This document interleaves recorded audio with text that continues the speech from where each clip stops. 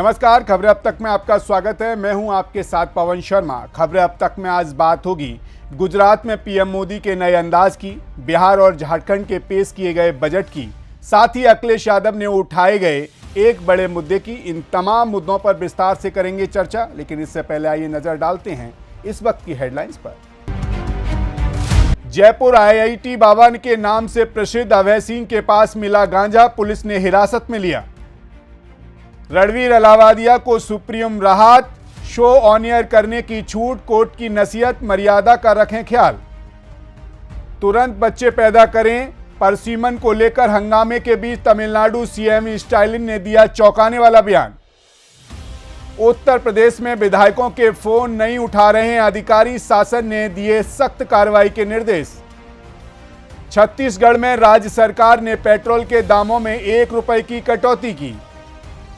तेजस्वी यादव ने बजट को बताया जुमला, बोले हमें बिहार की चिंता है, इन लोगों को सरकार बचाने की चिंता। एफआईआर का आदेश रद्द कराने हाईकोर्ट पहुंची पूर्व सेवी चीफ माधुरी पुरी, 4 मार्च को होगी सुनवाई। जापान परमाणु हथियारों पर प्रतिबंध लगाने वाली संधि पर संयुक्त राष्ट्र के सम्मेलन में हिस्सा नहीं लेगा। फरवरी में भारत के विनिर्माण क्षेत्र की वृद्धि दर 14 महीने के निचले स्तर पर, पीएमआई के आंकड़े जारी। शेयर बाजार में गिरावट का सिलसिला जारी, सेंसेक्स 112 अंक गिरा, निफ्टी 22,120 के नीचे। हेडलाइंस के बाद खबरें अब तक में एक बार फिर आपका स्वागत है। रुख करेंगे खास रिपोर्ट्स की ओर। गुजरात के मुख्यमंत्री रहते हुए नरेंद्र मोदी ने अपनी नीति से न केवल गुजरात को एक नए मुकाम पर पहुंचाया, बल्कि प्राकृतिक संरक्षण की दिशा में भी कई ऐतिहासिक कदम उठाए। अब प्रधानमंत्री के रूप में पीएम मोदी अपने गृह राज्य में एक बार फिर वही जोश और उत्साह लेकर आए हैं, लेकिन इस बार वो शेरों के पास पहुंच गए हैं। जी हां, वर्ल्ड वाइल्ड डे पर पीएम मोदी ने गिर के जंगलों में आनंद उठाया। गिर नेशनल पार्क नाम सुनते ही आंखों के सामने राष्ट्रीय एशियाई शेरों की छवि उभर जाती है। आज सुबह पीएम मोदी ने खुली जीप में बैठकर गिर के जंगलों में सफारी की और शेरों का गजब का नज़ारा लिया। इस जंगल सफारी के दौरान उन्होंने न सिर्फ शेरों का फोटोशूट किया, बल्कि शेरों की शक्ति और उनकी महिमा का बखान भी किया। पीएम मोदी ने नेशनल मीडिया पर अपने अनुभव साझा करते हुए लिखा, आज सुबह वर्ल्ड वाइड डे पर मैं गिर में एक सफारी पर गया, जो जैसा कि हम सभी जानते हैं राष्ट्रीय एशियाई शेरों का घर है। गिर आने से उन कार्यों की कई यादें ताज़ा हो जाती हैं जो हमने उस समय सामूहिक रूप से किए थे जब मैं गुजरात का मुख्यमंत्री था। पिछले कई वर्षों में सामूहिक प्रयास से ये सुनिश्चित हुआ कि एशियाई शेरों की आबादी लगातार बढ़ रही है। एशियाई शेरों के आवास को संरक्षित करने में आदिवासी समुदाय और आसपास के क्षेत्रों की महिलाओं की भूमिका भी उतनी ही सराहनीय है। वहीं जंगल सफारी के दौरान पीएम मोदी का अलग ही अंदाज देखने को मिला। सिर पर टोपी और हाथों में कैमरा लिए प्रधानमंत्री का लुक शानदार दिखा।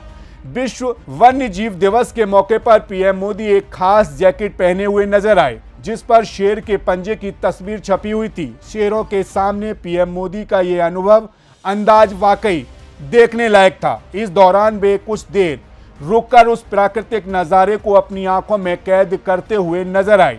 आपको बता दें कि गुजरात का गिर नेशनल पार्क न केवल शेरों का घर है, बल्कि यहाँ की वन्य जीव विविधता और प्राकृतिक सौंदर्य की बेमिसाल है।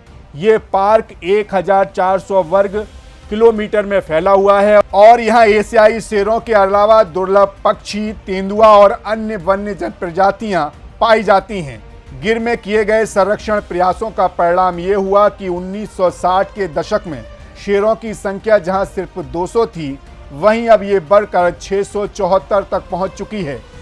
गिर नेशनल पार्क की सफलता का बड़ा श्रेय वहां के आदिवासी समुदाय और स्थानीय महिलाओं को जाता है, जिन्होंने मिलकर शेरों और उनकी आवास स्थलों की रक्षा में महत्वपूर्ण भूमिका निभाई है। देखा जाए तो आज पीएम मोदी ने सफारी करके ये बात फिर मजबूती से रखी कि हमारी प्राकृतिक धरोहर और वन्य जीवों के संरक्षण का काम हम सभी की जिम्मेदारी है। ये सफारी न केवल गिर के जंगलों में अद्भुत सौंदर्य का हिस्सा थी, वन के वन्य जीवन के महत्व को भी दर्शाती है, जो हमारी धरती की परिस्थितियां तंत्र को संतुलित रखने में मदद करता है। आज के इस अनुभव ने यह स्पष्ट किया कि प्राकृतिक संरक्षण और वन्य जीवों का संरक्षण केवल सरकार का काम नहीं, बल्कि हम सभी का सामूहिक प्रयास होना चाहिए, ताकि आने वाली पीढ़ियां भी इस शानदार प्रकृति का पूरा आनंद ले सकें। फिलहाल इसी के साथ खबरें अब तक में रुक करते हैं अगली रिपोर्ट का। उत्तर प्रदेश के बाद या यूं कहें यूपी के बाद आज बिहार का बजट विधानसभा में पेश किया गया। बिहार का बजट इस बार धमाल मचाने वाला है। नीतीश सरकार ने 2025-26 के लिए 3,16,895.2 करोड़ रुपए का बजट पेश किया, जो पिछले साल के मुकाबले 38,179 करोड़ से ज्यादा है। इस बजट में विकास, शिक्षा, स्वास्थ्य और महिलाओं के लिए एक से बढ़कर एक योजना का ऐलान किया गया।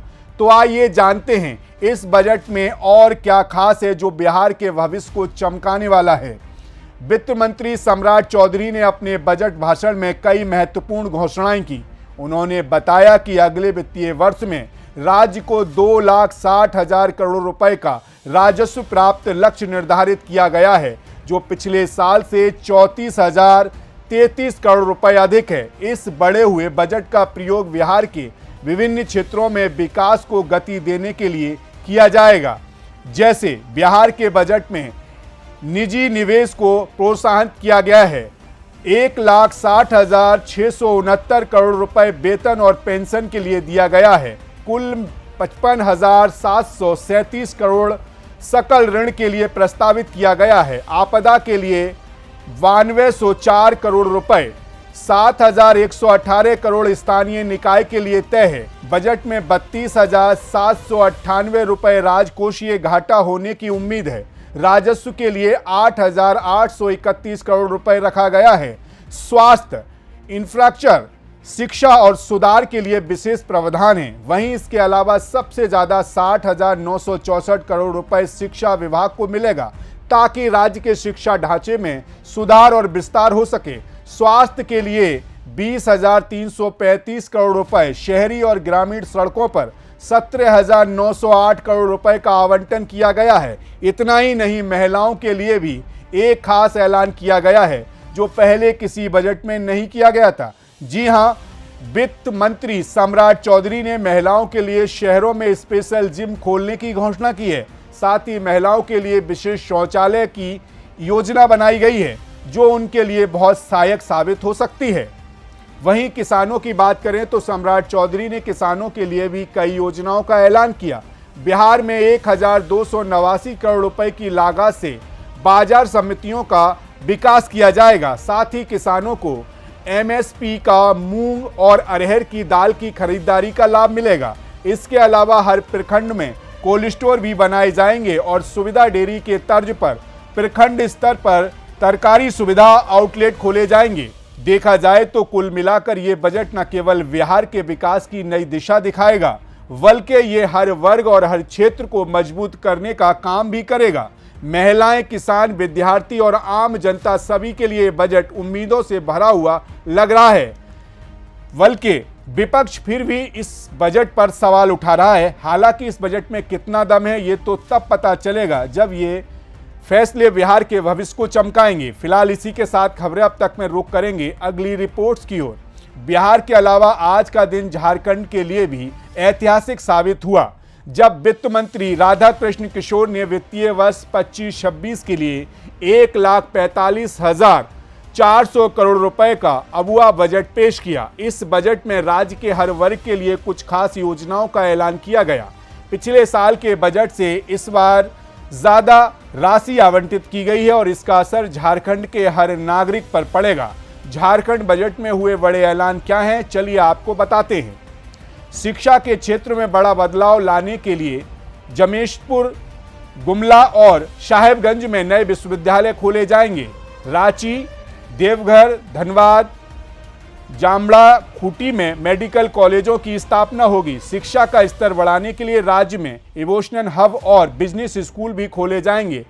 पहली बार बाल बजट का ऐलान किया गया है, जिसके तहत 9,411.27 करोड़ रुपए आवंटित किए गए हैं। मुख्यमंत्री पशुधन विकास योजना के तहत 255 करोड़ रुपए, कृषि यंत्रों के लिए 140 करोड़ और फसल बीमा के लिए 350 करोड़ रुपए का प्रावधान किया गया है।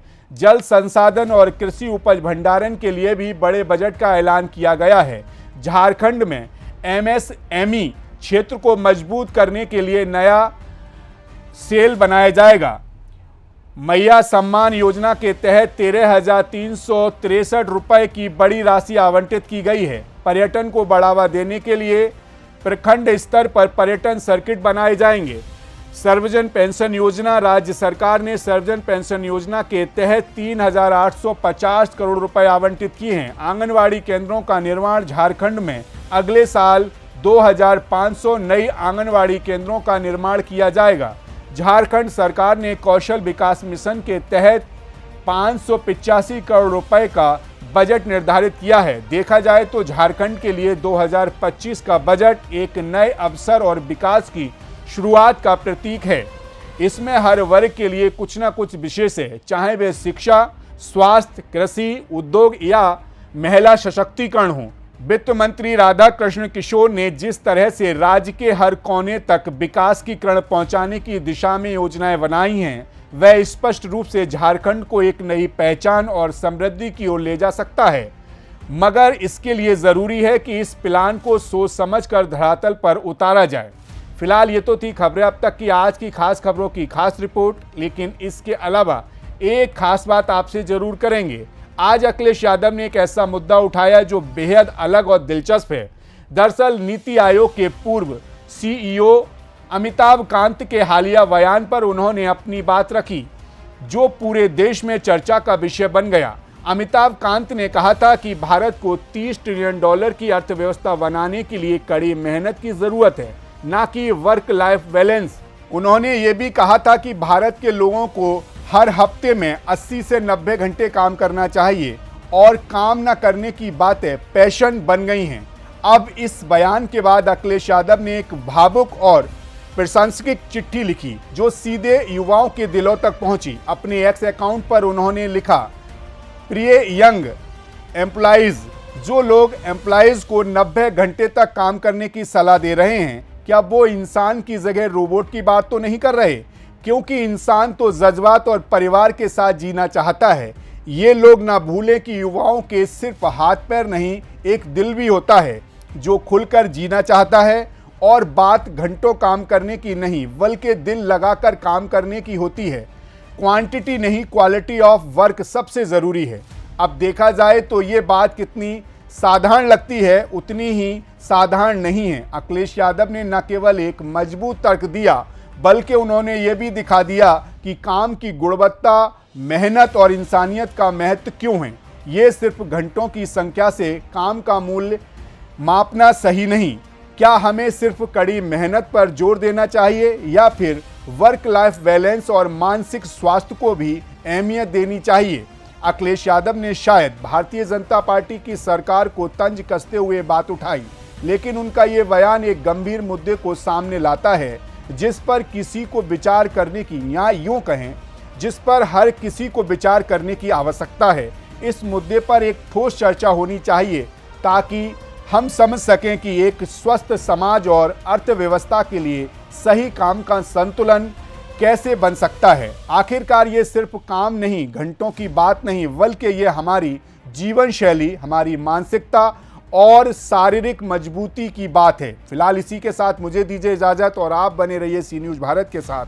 हर खबर आपके साथ, आपके हाथ।